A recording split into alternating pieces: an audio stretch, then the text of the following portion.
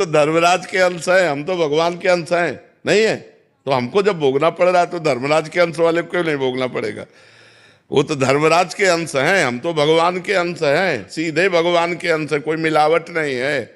तो अब ऐसा थोड़ी कि एक ही युधिष्ठिर जी जो जन्मे तो पहली बार सृष्टि में जन्मे हो, नहीं, पीछे कई बार जन्म हो चुके हैं। उनके धर्मराज के कई बार जन्म हो चुके हैं, ब्रह्मा के कई बार जन्म हो चुके हैं। राजसूय यज्ञ में एक चीता की टांग टूट गई थी, 3 टांगों से एक अन्न का कण लेकर बड़ी मुसीबत से जा रहा था। अर्जुन जी ने देखा, कहा प्रभु राजसूय यज्ञ में सब आनंद लूट रहे हैं, बेचारा एक चीता, क्या कभी इसको सुख मिलेगा? तो भगवान ने जानते हो क्या कहा? 14 बार इंद्र बन चुका है ये, 14 बार ये इंद्र बन चुका है। तो अब आप विचार करो, अब आप सोच सकते हो कि इंद्र 14 बार इंद्र पद पर बैठा हुआ चीता बना हुआ, इंद्र की पदवी में महाराज नहुस और सीधे अजगर योनि में पहुंचे।